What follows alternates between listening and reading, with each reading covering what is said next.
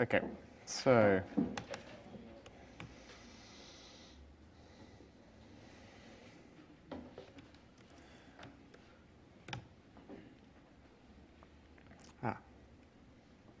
I don't want that.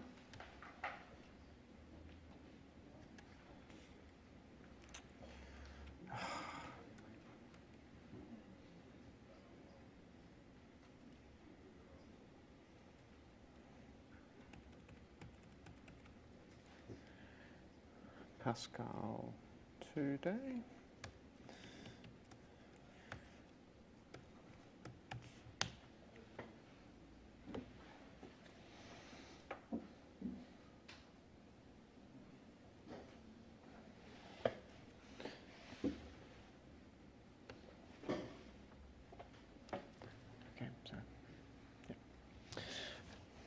Okay, so we wanted to reverse a string in memory.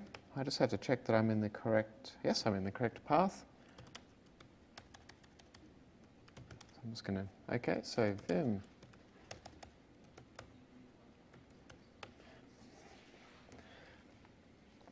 So first, just let's have a look at what this code does.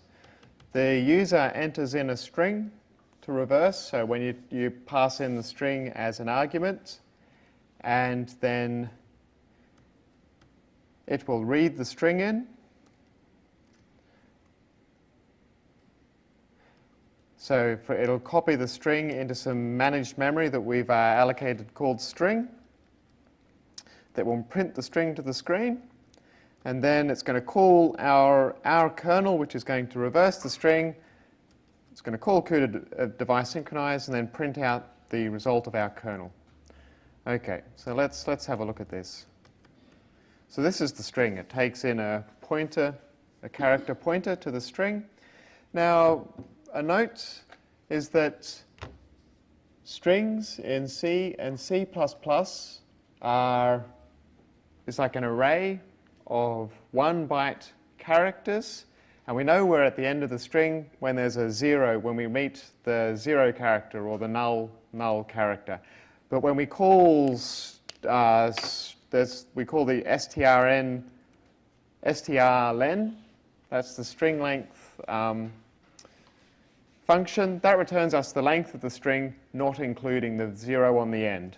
So we're going to be reversing all n characters. Okay, so we're going to have some, I'm going to do the easy version first. So we're going to have a shared character buffer of 1024. I'm just, because we're going to assume that we're going to get called with a maximum of 1024 threads. Let's assume that that's a safe assumption to make.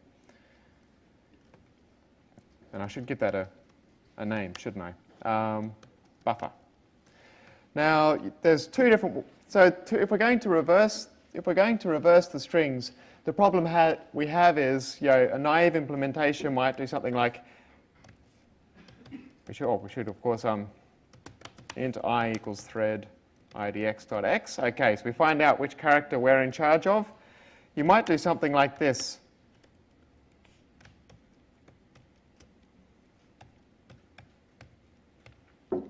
Well, I'm just going to load. Basically, this is the formula we're going to use. I get the so that if we put this in here for I equals 0, the first character in the output in the array is going to be the n minus I minus 1, which is n minus 1, the last character in the output array. So each thread is just going to load a value and then write it back in.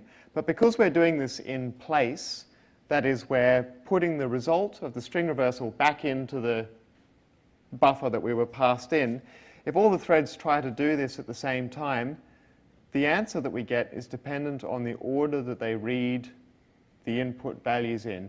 So you might have a situation where one thread loads a value and then writes it back into its new location in memory. Then another string, which is meant to load that value, the original value that was meant to be in that location, and put it in a new spot, will read the reversed value.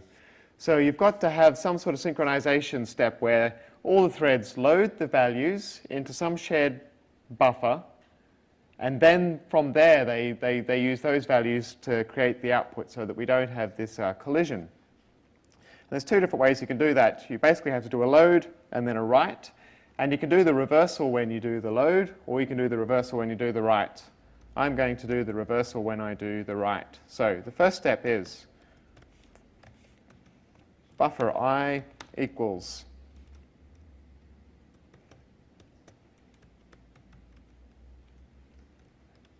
okay, so buffer, we're just going to load our values in. Then we're going to sync threads. I always forget if there's meant to be an H after the C there. We're going to find out in a moment.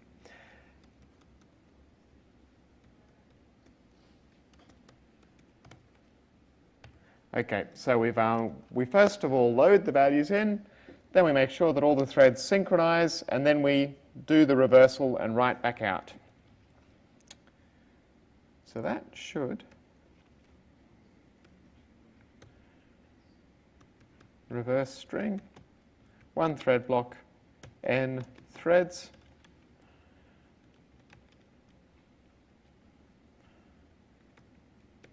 How's it look again? Okay. So it's reverse string. We pass in our string, which is in string, and n, which is the length.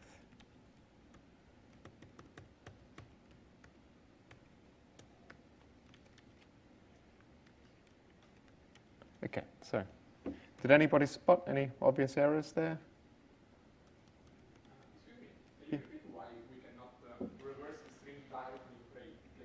Why we can't do it directly in place?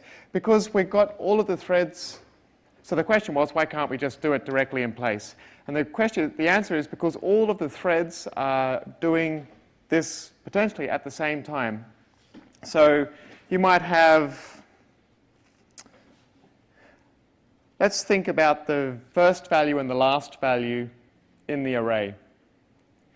It's one thread is going to load the thread that's out, sorry, I'll reverse this. The first value and the last value in the array.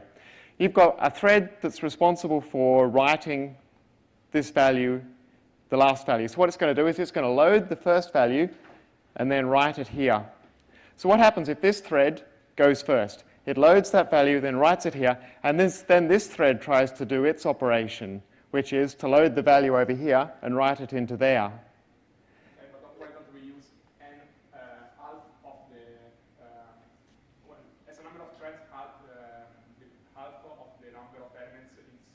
Yes? We have just the first half of the string, which is reversing the second half, and we don't have any more this problem of...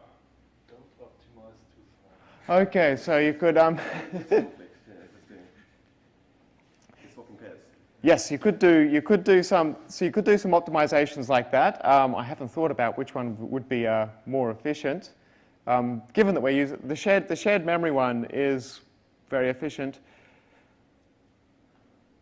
Half as many threads, it might work. Have you got an implementation that does it? Well, no, I didn't do it this way, but I was wondering if it might work.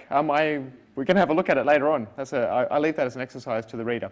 But but the reason why we can't do the naive version where we just have one thread per element and swapping like this is because we're going to have these race conditions. So the answer is going to depend on the order in which memory is accessed and written. So. A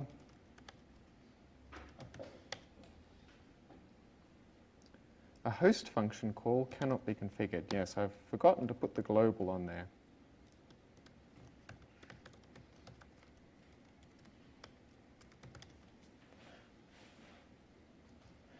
srun.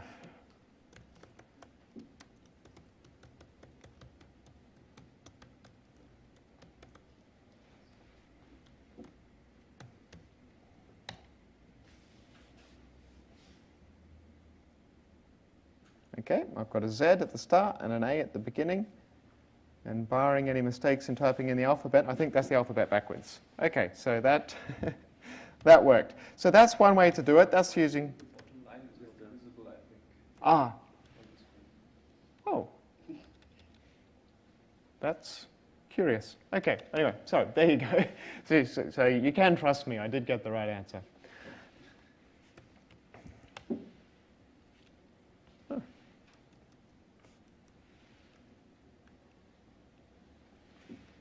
So you could also have done it with dynamically, but people were getting some strange results because they were doing it like this and then seeing that the string hadn't actually been modified at all. And it turned out that that's because there were because the kernel wasn't running. Why wasn't the kernel running? Because if we make this, if we use a tool called CUDA memcheck, so CUDA memcheck is a tool that you can run your CUDA application through, and it will check for if you're doing bad things to memory. And that can include trying to access shared memory, like if you have a certain amount of shared memory, if you try to access off the ends of that array, or on either side, it will detect this. It will also detect other sorts of memory errors. And here it's telling me that it's detected lots of accesses. Maybe I should give it a much simpler string, AB. We get two, I think we are going to end up with an error in thread, so thread 10 in block 000. So you can think of this as thread 1 in block 0. You're going to learn a little bit more about this later on.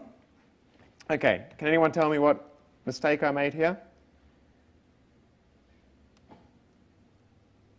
What do I have to do if I have a dynamic amount of memory, runtime? Exactly, so I've got to actually add an additional argument here, because now I'm saying I have to configure the amount of memory. So n times size of car, which is just n, but let's make it. Hopefully. So CUDA memcheck has returned that I have 0 errors, and it has, sorry, CUDA memcheck tells me that I have 0 errors, and the string has been reversed. Let's try it with a more interesting string. Still 0 errors, and the string has been reversed. Okay, so now you can. One question: is there any obvious advantage or disadvantage of using shared memory over using a single character register per thread to store the buffer? So the question was, is there an advantage in using shared memory over using a single register per thread to store the buffer? If you can use a single register per thread to store the buffer, then that will be faster.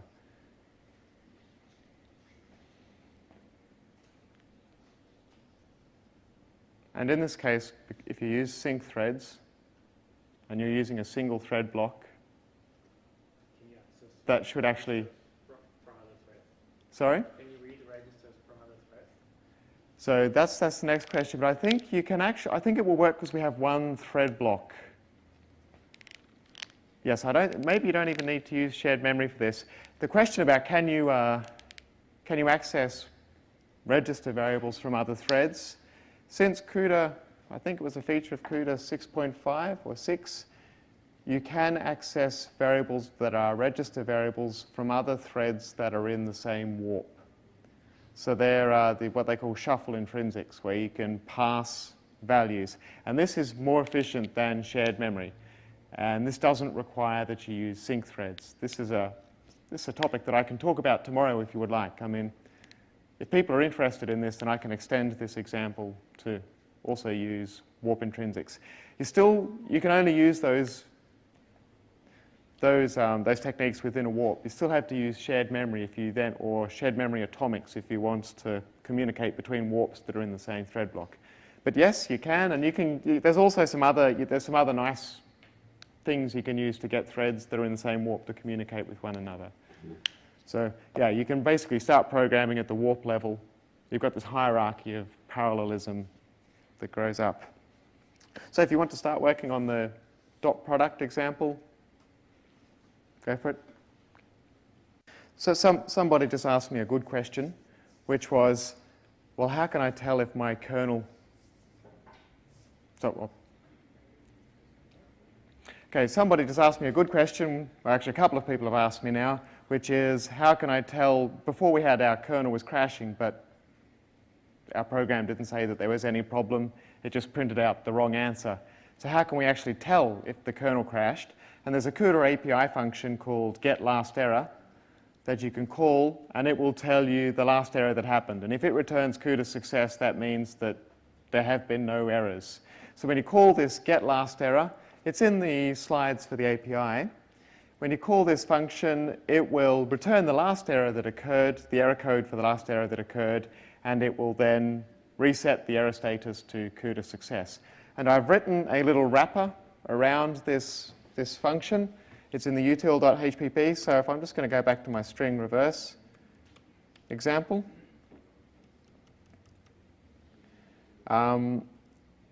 If I wanted to check whether there had been an error,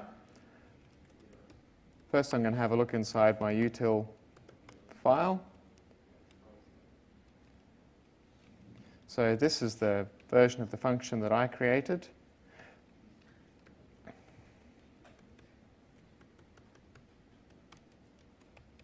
So I make it so you can put in a little message to print. So the important thing to notice here is that we make our CUDA call, our kernel call, and then if we want to ensure that we catch any error that happened in that kernel call, we first have to have a device synchronized. Because if we launch the kernel, then straight away check for an error, we might check for an error before because remember the kernel runs asynchronously, we might actually check for the error before the kernel has had a chance to crash for whatever reason. So we have a CUDA device synchronize and then check last kernel. And this is a wrapper around the Getlasterror function. And if it detects that there was an error, it prints out a little message. That includes the little string. Oh, sorry. The string that we passed in, and then the actual error message. Okay, so if you want, that might be a useful thing to throw into your dot product example if you're getting strange results, or if you want to double check that you're not making any mistakes.